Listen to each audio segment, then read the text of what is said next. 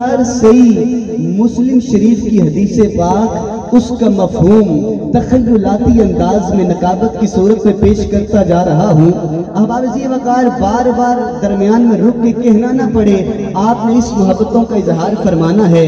मैं कलाम पेश कर रहा हूँ, पता चलेगा कि कितने दीवाने नबी के जश्न की मिलाद की महफिल में बैठे।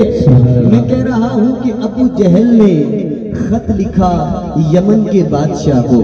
तवज्जो रखिएगा तो इंशाअल्लाह आखिर जब माइक छोड़ूंगा तो आपके कलेजे से भी इंशाअल्लाह नूर की शुआएं फूट रही होंगी, क्योंकि ये जिक्र मुस्तफ़ा है, ये मौजज़ा मुस्तफ़ा है। मैं कह रहा हूँ कि अबू जहल ने खत लिखा यमन के बादशाह को। लिखता है कि हमारे यहाँ एक जवान लड़का है, अपने आप को नबी कहता है। तवज्जो मेरी जानिब रखिएगा, अपने आप को नबी कहता है, नाम मोहम्मद बताता है।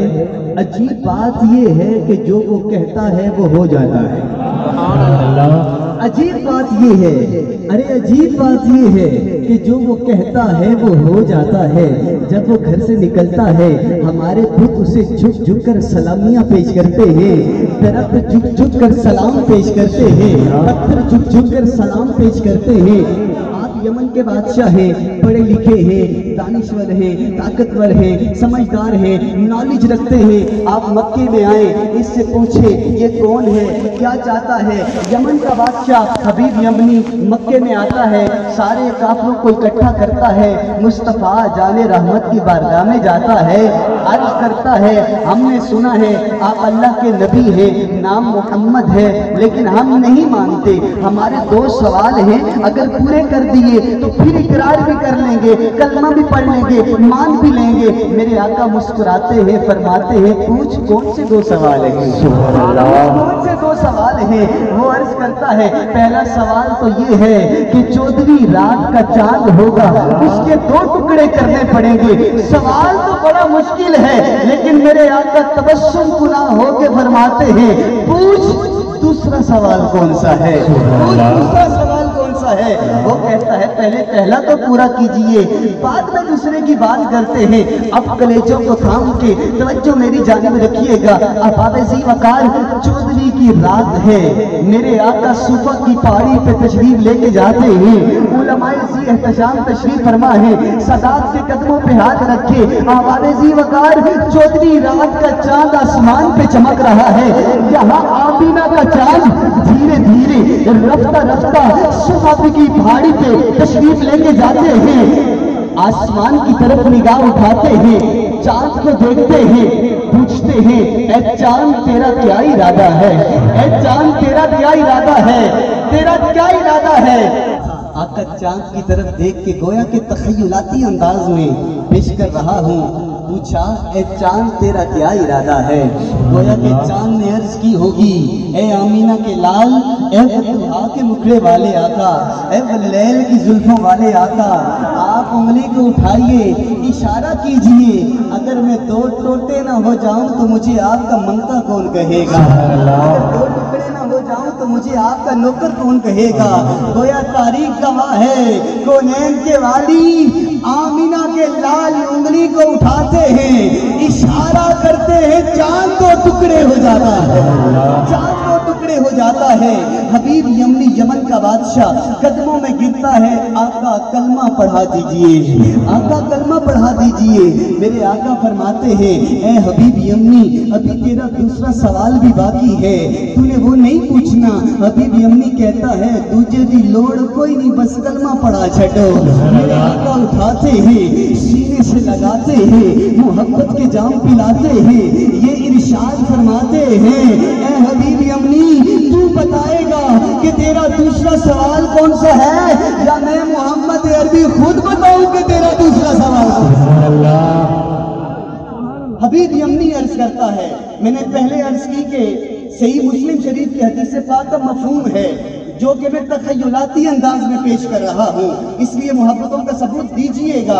हबीब यमनी अर्ज करता है, आका कलमा तो पढ़ चुका हूँ, ईमान तो ला चुका हूँ, अगर दूसरा सवाल आप ही बता देंगे तो ईमान कामिल और पुख्ता हो जाएगा। मेरे आका फरमाते हैं, अब सुनिएगा, मेरे आका फरमाते हैं, हबीब यमनी तेरा दूसरा सवाल यही है ना, तेरी एक जवान बेटी है जो आंखें तो रखती है पर देख नहीं सकती, हाथ तो रखती है हरकत नहीं है, कान रखती है सुन नहीं सकती, जुबान मौजूद है बोल नहीं सकती, टांगें मौजूद हैं चल नहीं सकती, जिस्म मौजूद है कमजोर है लागर है हरकत नहीं है। लेकिन हबीब यमनी अब परेशान होने की जरूरत नहीं, मैं मोहम्मद अरबी ने तेरी फरियाद सुन के पूरी भी कर दी है। अब हबीब यमनी उठता है, अकीदा ये लेके उठता है कि पहले यमन में अपने घर मैं पहुंचूंगा या मोहम्मद अरबी की दुआ पहुंचेगी। उठता है, दौड़ लगाता है, यमन में पहुंचता है, अपने दरवाजे पे दस्तक देता है। अहबाब ज़ीवकार जैसे ही दरवाजे पे दस्तक होती है, वो बेटी जो सुन नहीं सकती थी सुनना शुरू कर देती है। अरे वो बेटी जो चल न सकती थी बाप के दरवाजे पे पहुंचती है। अरे वो बेटी जिसके हाथ मौजूद थे हरकत नहीं थी, हाथों से दरवाजा खोलती है। अरे वो बेटी जिसकी जुबान मौजूद थी पर बोल न सकती थी, बोल के कहती है, अब्बा जान अहलन व सहलन मरहबा, अहलन व सहलन मरहबा। बेटी ये कैसे हो गया, मैं गया था तू माजूर थी, चल भी नहीं सकती थी, देख भी नहीं सकती थी, बोल भी नहीं सकती थी, सुन भी नहीं सकती थी। अब मैं आया हूँ, तू सुन भी रही है, तू बोल भी रही है, तू चल भी रही है, तू देख भी रही है। अब मैं कलाम पेश कर रहा हूँ, अगर हाथ नीचे रहे जुबानें खामोश रही तो दुख होगा। अब्बा जी क्या बताऊं, 14वीं की रात थी, 14वीं की रात थी, क्या सुनहरी बात थी, नूर की बरसात थी, लब पे सबके नाद थी, फरिश्तों की बारात थी। बेटी फिर क्या हुआ, अब्बा जी चांद के 2 टुकड़े हुए, उसमें से एक नूर निकला, वो नूर हमारे घर आया, मेरे सर खड़ा हुआ। बेटी फिर क्या हुआ, अब्बा जी होना क्या था, अरे जिस तरफ नजर पड़ी दम में दम आ गया।